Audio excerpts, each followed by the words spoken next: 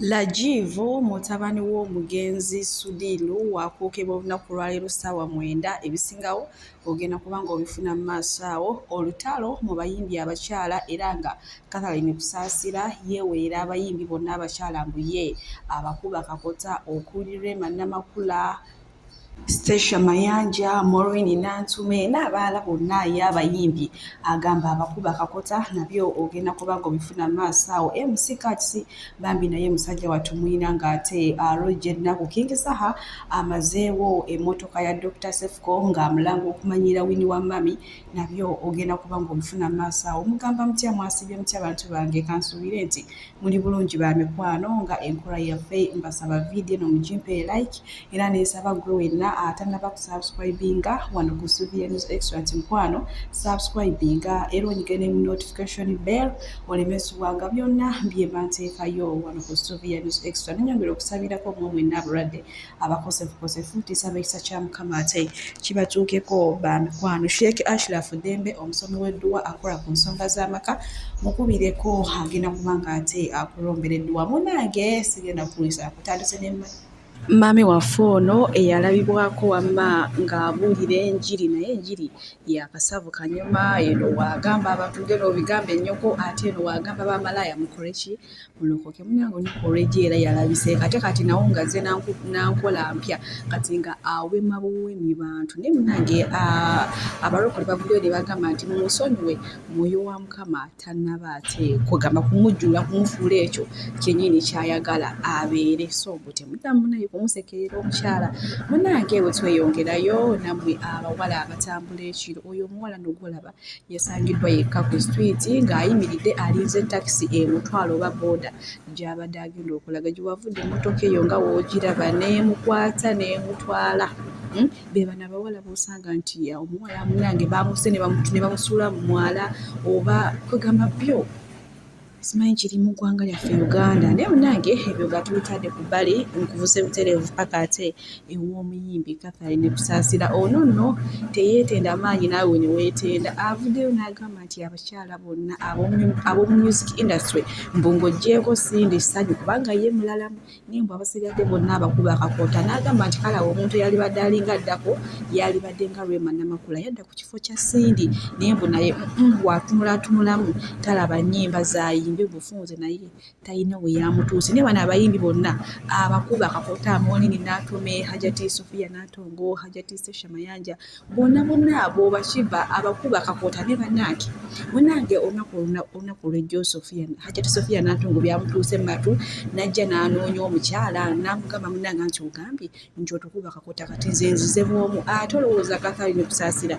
teyadduse emisinde munnange yawonyusa emisinde oba kati kyekibadde kimwogeza ebide nga bwe olutalo mukwano wewulira essaawa zonna twandigenda mu bbato omuyimbi omu ng'agenda ku batulinga abayimbi bonna abakyala naye kyesimanyi oba abakyala abamu banakkiriza naye nga ye Hajati Sofia Nantongo ali redde okuyingira mu bbato eno. Munnange bwenkongerayo n'omuyimbi Doreen Mutiibwa naye n'omunnange avuddeyo ne yeegatta ku bantu ate ababanja abantu abaasibwa agamba nti abantu musiba baki abatalina misango muta abantu bajje babiri ne famire zaabwe bw'atyo munnange bw'ayogedde. Bwe tweyongerayo ku lumbe lw'omugenzi Lajivu mutabani w'omugagga Sudiru munnange olunaku olwaleero ssaawa 9 bw'agenda okwokebwa naye Kasuku mweyina mu maaso wano ng'ate naye ayina emboozi z'abagagga zanyumya bannange omanye Kasuku ye taggwaayo eby'ennaku ate abigattamu enseko sooka olaba akatambi n'atwesanga eyo mu maaso naye nakulaba nti ssebo najja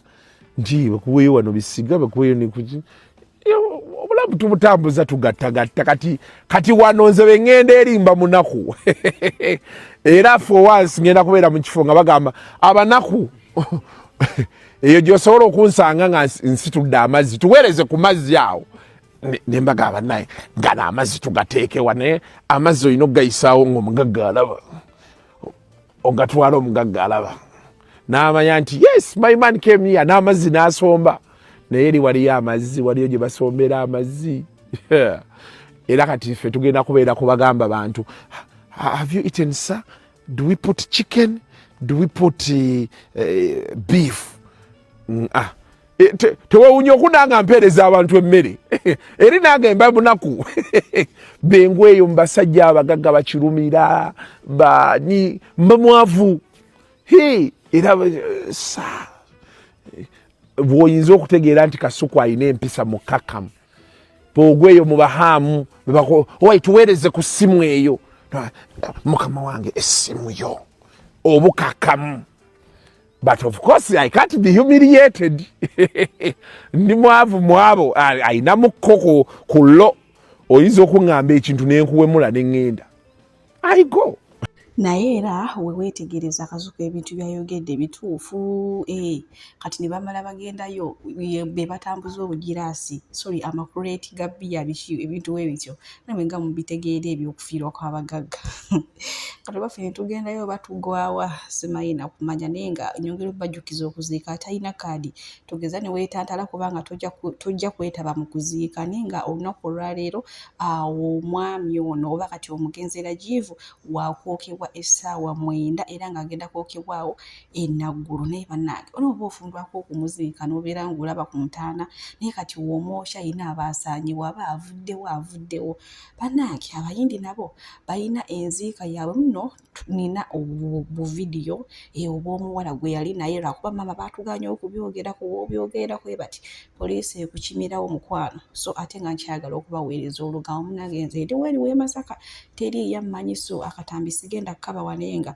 twakafunye dda omuwala gwe yali ayina yena yali atukula bitya bana yeebasire kwene naye nga fulufiga muyina maaso wano ng'ate ayina byagamba Bobi Mbwanchi ayagala nnyo emirambo kati neeguno nago agenda aguziike tulabe bannange omukyalo ono naye taggwaayo atanguula entalo so kulaba akatambi ate nze nkwongereyo bw'aba alina emisango naye bamutwale mu kkooti bamuvunaane naye ekintu ky'emmundu kye bamupaatikako dakika 2 bafuutisa bagamba nti mpuga yakyogedde kaliya ya mpuga bagisimuulira ddala mpuga si yawaabwera ba Edi Mutwe abaana be bakuba eri mu kuziika ewa Kyakonye waliyo ne bakuba ffenna twabeera ne ku mawule twaliko benyini babeera live ne bakwata video ne beera nti bali live kiringa bwe bafuna accident wano nga badduka era bagenda bagoberera Bobi Wine ne bafuna accident awo ng'ensangi abaana ne bakutuka ne bafa bali live bagenda ogikuulayo ng'abaana bagitemeetemi Kabukenya media yakatemetemedde akakozemu ne video endala babeera live ekyo kibaerabira ne bakuba abantu live nga bo bennyini beekwata bawuza balabise bakuba abakazi abo ne bakuba nabo mukono yafa bayaki bakuba n'oyo omusajja oyo omugalatiya bamuggyako omuzinda alina gye n'amukula nga tulaba video twalizanya ne wano nga befudde kizibu ku Kyakonye kusajja gomani muzika ali wa dipita yalina wammwe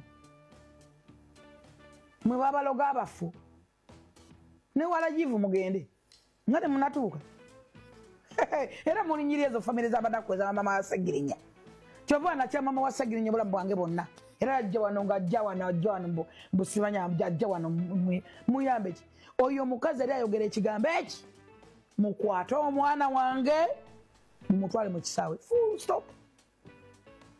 full stop yali ayogera ekigambo eki nego bamanyi nebato bamanyi abangamba bamufutanka bano bamusuubiza sente segundi yamusuubiza wano ani sekutali je yamusuubiza sente n'amugamba n'amulimalimba biki yoyo omukazi yali ayogera ekigambo eki one word to a wise man mukwate omwana wange bode y'omwana wange mugitwa gye twateeseteese naye yalekera ababuuyabuuya obuyinza olina akaba eriiso limu ng'omusazi yasiga mulobo n'ayimuka n'awaga wano buli kaseera wagogamba muwoozi abeera atamidde jeno n'omuwoozi kanendo gaba yavuddeyo n'abagamba nti nze nina Edi Mutwe akyayiga na lunankole jeno n'omuwoozi kanendo gaba ye kennyini Fulufiga bw'atyo bwakawaŋŋamudde agamba nti munnanga nti mwagala nnyo emirambo naguno ngende mu buziike naye nga nyongera obbajjukiza guno omulambo mukwano gwa kaadi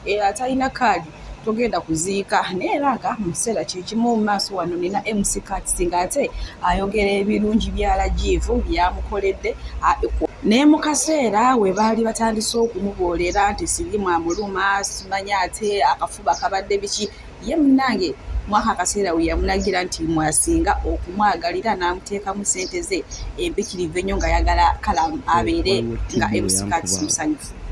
Nga Sirimu anyize empeddewo Badarius awo Basali ne bagamba omwana muwumuze kati nga nzinga njagala nnyo kuba mu club because nali mmanyi kyayagala. Kusaba bwezi tirajiva ajja kuba yagala wekiti boto bwezi twezipate supermarket nga ye muntu atuka ekisana agamba bubanga teri agula bottles mu bbaala mufune bwe mulooza mu bakabye Kampala mbagambi zonna nze bagulidde baje batuule muno mu yange. Ne tukkirira ku Rouge ne tujjayo ba Judith Hardy ne tunoonya bazali gye bali bagamba mujje muswe. Msajja agambye bottle esooka zize nga naawo Arakeli we bajja bo meet and greet ejyatajja P Square meet and greet zonna ze twakola. Rajiva yaganyo tulagambo we are all equal. Nga niwo ba P Square tomuzimbirako. Ayagala bwaba obuuza omuntu kabe waiter mubuuze. Ni the only thing kyenzijukira nga sinaddayo we nalwalira nga yagamba kimu don't mess my money. Ebisigali byonna bikola naye tozanyira mu ssente zange. Make sure bweba business etambula nkole naawe okole. But nze kyensinga omujjukirako kyekyo webangamba lekera okukola ekiro because tibi empewo. Nga kola wote. Kamusasulire rent emyezi 3 nampa ne supermarket ojengawo byagala stop working. Emyezi 3? Nagisasula ejja rent. Bagari tabayinza obagamba. Wali osasula ssente mmeka? By then nyumba zalinga mu 215 awo. But that was a lot of money because practically essomero lya Kabi by then tugambe kitanti gye twali fe yalinga ku 5 atamu. One thing he treasuring nnyo ssente. Ate nga bw'omulaga mwina ssente owomukola bubi. Oba omukola panjika even P Square we yali aganya okuyingira Econ watajja. Rajiv nze nali simanyi ssente zinyinza okufuluma mu banka sawa mukago ogw'ekiro. Netukuba amasimu awo ne Nicholas nga P Square egamba ba Econ taliwo tetuyingira. Bali baagala 10,500. Train bank eyo yaggulawo ekiro ne baleeta ssente. Odeva balina okuyingira. He loved people. Yali aganya okulaba abantu nga basanyufu. Kati if you want Rajiv to be happy, mutwale wantu nga bali happy. Bw'okola ebirungi osiimwa bw'atyo munnange MC Kats avuddeyo ne yeebaza omwami ono Rajiv eyafudde. Abantu bonna baali bamubodde nga balaba kugamba afuuse ekitagasa naye mwaka akaseera ye mwe yamukwatira n'amufuula ekintu ekigasa. Abalungi abatuwuliriza era abatulaba olunaku olwaleero tukyaddeko ewa Sheikh Ashraf Dembe. Sebo nsanyusa okubalaba amannya agange yeze Sheikh Ashraf Dembe. Akola ku bizibu by'enjawulo omuntu singa balina ebirwadde musomereddwa tumwa amazzi ga lukuya nga bw'obadde ogalaba tugenda abantu ku kyoto ne twokya emizimu emibi egibabaamu n'okulomba edduwa abantu singa abeera ng'ali wano atuuse sobola okumulombera edduwa ne waba atatuuse nga mpadde amannya ge naye ng'ali wala maneetaaze ennamba yange yeeno eri 0707363711 nammwe bannyinaffe abali ebweru oyagala okuba nti oyagala okulombera ku dduwa ng'olina ebizibu visa zibuze amaka gakolongotana sente zikola zimpita mu ngalo ojja kumpereza ekifaananyi kyo n'amanyago ebyo byokka bijja kummala nja kukulombera edduwa ojja kutereera olunaku olusembayo mu mwezi mba n'edduwa eyawamu ffenna n'abalwadde bange abakadde n'abapya. Salaamu alaikum warahmatullahi wabarakatuh.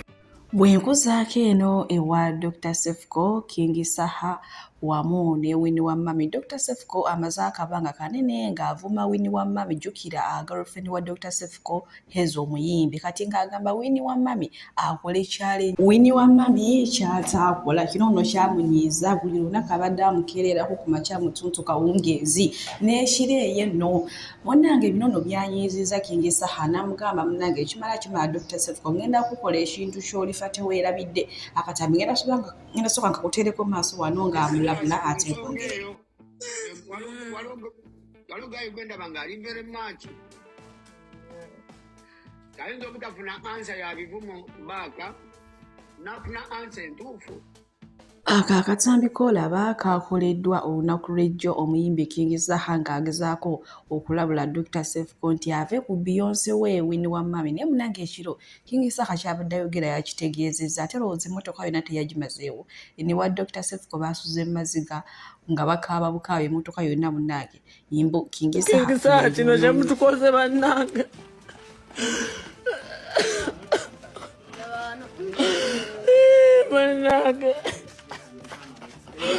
Manange King Sasha chiche wakosa motoka yange mama nyo. Yes. 7 of them.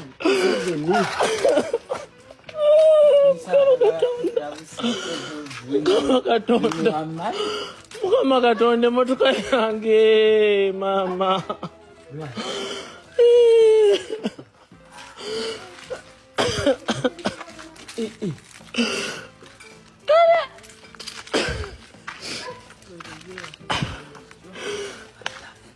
Genda ku polisi. Genda ku polisi tusoke tugulewo omusango.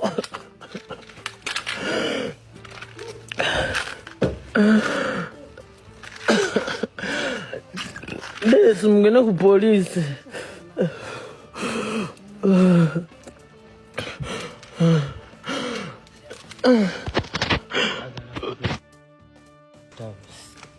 Oh my God. Bibadde biwoobe byokka ebyasuze ewa Dr. Sefco. Omwana nno yawunze n'azirika. Jjukira emmotoka si bbanga ddene nnyo ng'agifunye. Yagifuna luli bwe yafuna akabenje we yagenda n'alambula amalaalo simanya gaawa. Kati yali avaayo emmotoka n'emukuba n'eyonooneka kwe kufuna bambi eno.